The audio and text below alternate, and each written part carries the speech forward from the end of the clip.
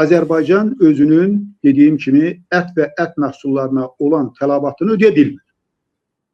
Beynəlxalq norma var. Və bunu mən deyirəm ona görə ki, biz hər dəfə deyirik ki, norma var, beynəlxalq norma var. Bu norma Dünya Səhiyyə Təşkilatı tərəfindən müəyyən edilib.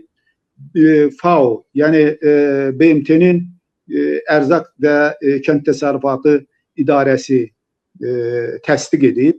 Yəni, normal ölkələrdə bu normanı qəbul edib. Təsəvvür edin, bütün postsovet ölkələri özləri üçün norma müəyyən edib. Əhalinin il ərzində nə qədər hansı məhsullardan istehlak etməlidir? Onun norması müəyyən edib. Yeganə ölkədir ki, Azərbaycan bu normanı müəyyən etmir. Azərbaycan nəyi müəyyən edir? Minimum istehlak səbətini. Orada 505 adda məhsuldur. O cümlədən yeyinti məhsulları da var. Sözün arasına girib çox üzr istəyirəm. Azərbaycan elə bir çox şeylərdə yeganə ölkədir. Yeganə ölkə sərhədləri bağlıdır. Yeganə ölkədir ki, əhalisinin yarısı çıxıb gedib. Yeganə ölkədir ki, uşaq pulu verilmir. Yeganə olması haqqında çox şeylər var. Yeganələrin bir də budur. Doğru deyirsiniz. Bəli. Deməli, norma nə qədərdir? 76 kiloqram il ərzində adam başına normadır. Burada uşaq, qoca fərqi yoxdur. Məsəl üçün, Azərbaycanın 10 milyon əhalisi var və yaxud da 9 milyon nə qədər də. İndi 10 milyondan çoxdur. Deməli, 760 min ton biz ət istehsal etməliyik. Əhalini ərzaqla ət məhsullarının təmin etmək üçün. 760 min ton. Yəni, adam başına 76 kiloqram. Təəssüflər olsun ki, bu bizdə alınmır. Bəzi ölkələr, məsəl üçün, ümumi bölmürlər. Onlar, məsəl üçün, nə qədər toyuq ət olmalıdır, nə qədər qoyun ət olmalıdır, nə qədər donuz ət olmalıdır, nə qədər mal ət olmalıdır. Onu bölmürlər. Ona görə ki, bu, bilirsiniz, adamların zövqünə görə müəyyən olur. Kimi daha çox toyuq əti yeyir. İndi qərb ölkələrində bilirəm ki, daha çox toyuq əti yeyirlər. Kimi daha çox qoyun əti yeyir. Kimi mal əti yeyir, kimi donuz əti yeyir.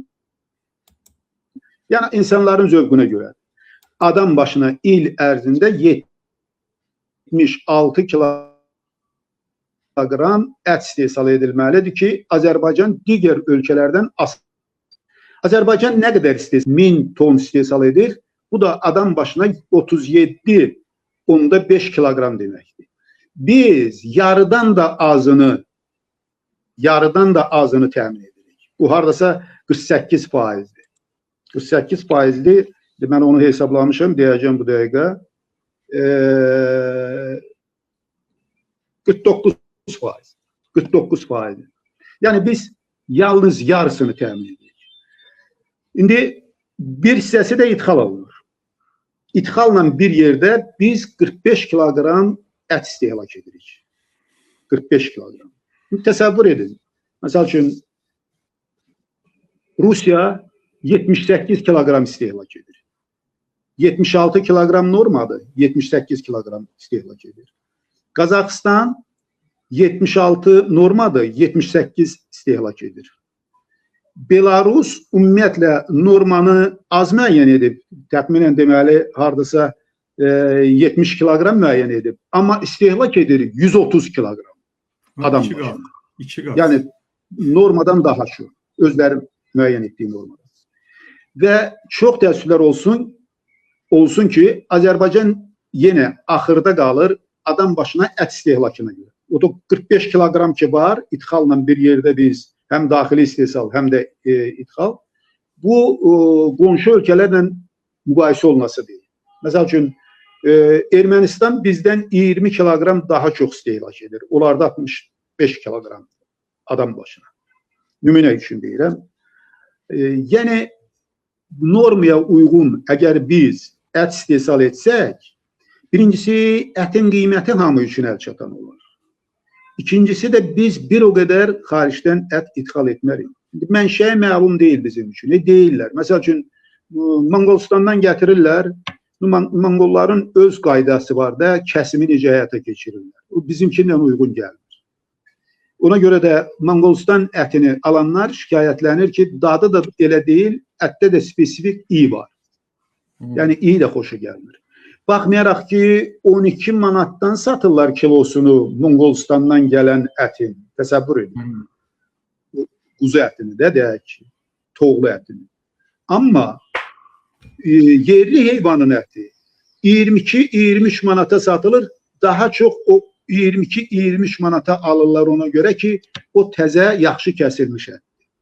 Yəni, əgər biz özümüz istehsal etsək, əlbəttə Monqolistandan gətirmərik və bunlar hətta ucuz əti reklam etməklə, Teymur bəy, çox ciddi ziyan vururlar heyvandarlıqla məşğul olan sahibkarlara. O ucuz əti reklam etməklə. Yəni, onlar da ruhdan düşür. Bu ucuz ət gəlir bazara, nisbətən deməli, bunların bazarına təsir edir. Mən demirəm, indi ucuz ətdə yeyən var, söhbət yox. Amma biz daha çox öz yerli, deyək ki, sahibkarlarımızın biznesini reklam etməliyik ki, onlar daha çox istehsal edib, qiyməti aşağı sala bilsinlər.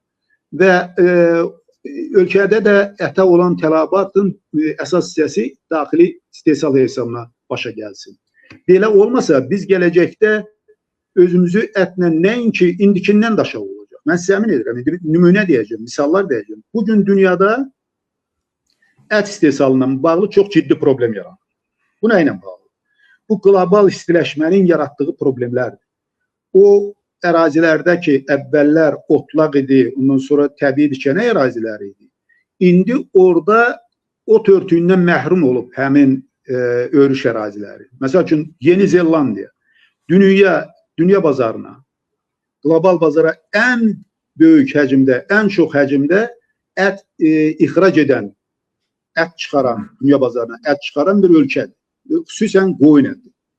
Bu il onlarda may ayında elə quraqlıq baş verdi ki, təsəvvür edin, heyvanları artıq qidalandırmaq mümkün değildi. Ona görə də böyük sayda, çox böyük sayda heyvanları onlar məcbur olub kəsimə verdilər. Yəni, bu da o deməkdir ki, əgər onlar indi məcbur olub kəsimə verirsə heyvanları, deməli, gələcəkdə təklif azalacaq, ümumi dünyada da azalacaq. Yəni, bu ondan xəbər verir.